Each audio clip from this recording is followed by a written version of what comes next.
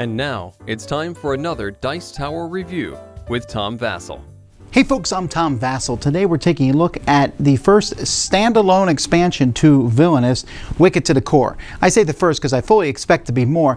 And in the original Villainous game, they kind of teased that Cruella de Vil is coming, and she's not in this, which is too bad because she's my favorite villain.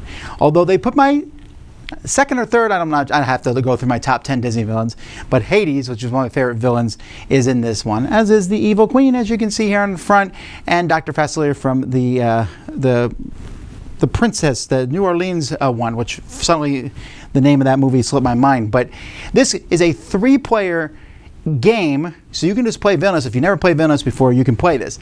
And I should say that if you are playing Villainous and you're curious what my thoughts on that are, go check out my review for the original game. I'm looking at this one as just an expansion. You can add this and play with more players. You can play this straight up by itself. But I just want to take a look at the 3 new villains that are included in it and see how they work. So let's get started.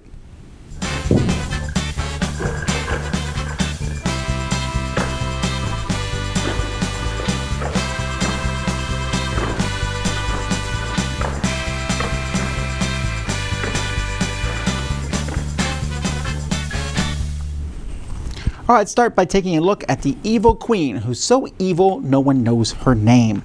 Her object is to defeat Snow White. Oh, poor Snow White. By the way, all 7 dwarves, Happy, Grumpy, Sneezy, Sleepy, Dopey, Bashful, and Doc, all show up in the hero's deck, and Snow White's +1 for each other hero that's in the realm. And these guys all kind of work together, like all the heroes get +1 strength. So you get all the 7 dwarves out in Snow White, yeah, not looking good for the Evil Queen. For the Evil Queen to defeat Snow White, first she needs to unlock the dwarf's cottage, and she needs to do that by playing 4 ingredients to make a magic potion. There's 2 copies of each. Once she plays these, she does what it says, and then the cards stay in front of you. Old Hag's Cackle, Black of Night, Scream of Fright, Mummy's Dust. Once you have all these in front of you, then the dwarf's cottage unlocks. Then she has a chance to get to where Snow White is. She can always use the magic mirror to pull Snow White out of the deck if she can't find her. But the Evil Queen actually can't fight bad guys. Instead, she is constantly going around playing these take-a-bite cards where she will pay poison equal to a hero's strength to defeat them, handing out poison apples. There's a couple cards that allow you to make poison, but for the most part, it's done here in a laboratory where you can convert as much of your power to poison as you want. Once that's done, you'll be able to use that poison to defeat heroes. She also has a few other special abilities and things, but that's basically what she's doing. Get the ingredients, unlock the dwarf's cottage, get the poison, kill Snow White. If she does that, she wins. The Doctor here is also very similar, where he is trying to accomplish a goal to win the game by doing something evil, except he's not trying to kill somebody. He's trying to control the talisman. So there's a talisman that comes with the game. When this is played, every time a hero of strength 3 is played, this talisman goes to him, and Dr. Vasel has to beat that hero to get this back to his side of the table. To win, you have to have this on your side of the table.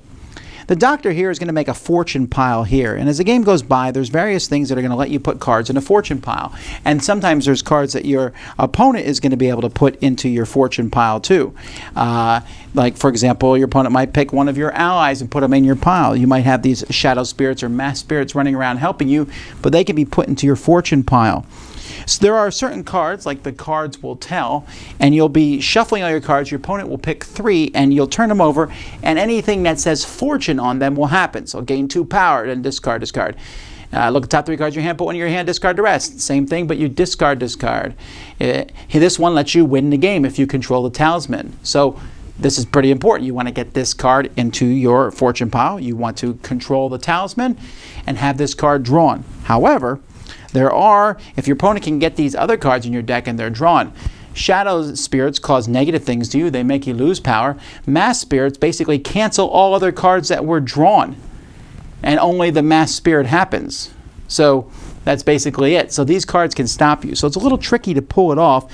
You have to get a lot of cards in there, or just get a few cards in there and get your opponent to draw them. So of course we have various different people from the cartoon, and there's Charlotte, Mama Odie, Juju, Tiana, Lewis, He's probably my favorite character in the thing.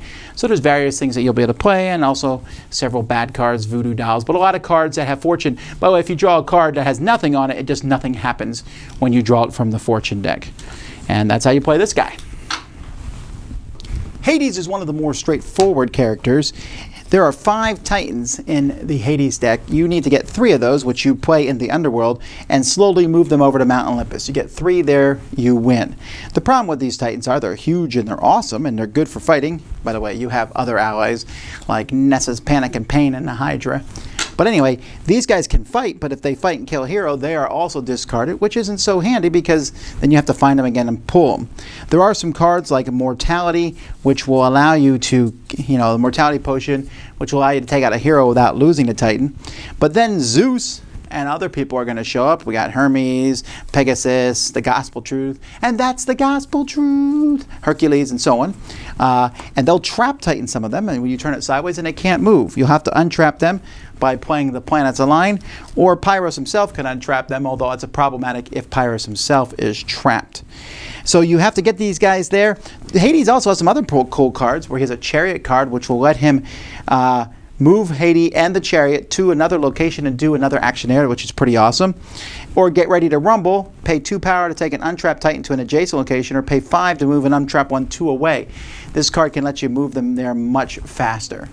So that's it. If Hades can get 3 Titans here at the beginning of his turn, he wins the game. The game comes with more power tokens. This expansion comes with more power tokens and more of these. If you can play this game with up to 6 players now. Of course, if you're playing it by itself, of course you need these too. These of course are always awesome figures. Some people don't like the fact that the figures themselves don't look like the person, although this is pretty close now with the Evil Queen. I like them. They're cool, they're clear, they're translucent. And as always, I like that each of the characters comes with their own villain guide that explains all the rules for that person and any special things that they can do. The game, of course, is great. As always, they have original artwork that looks like it came from the Disney movie. So it's really neat to see all this stuff in the game. This is the Hades deck, of course. Easy for you to tell apart. Just really a big fan of this whole thing. The game itself can fit in here, so you can keep it separate from the big one if you want. Again, you could just play this as a 3-player game. But the components for this, of course, are top-notch. These are definitely slightly more complex. Some of the villains in the original Villainous are fairly straightforward. Prince John comes to mind, and these are all a little bit more going on, especially I think the Wicked Queen or maybe Dr. Vasel.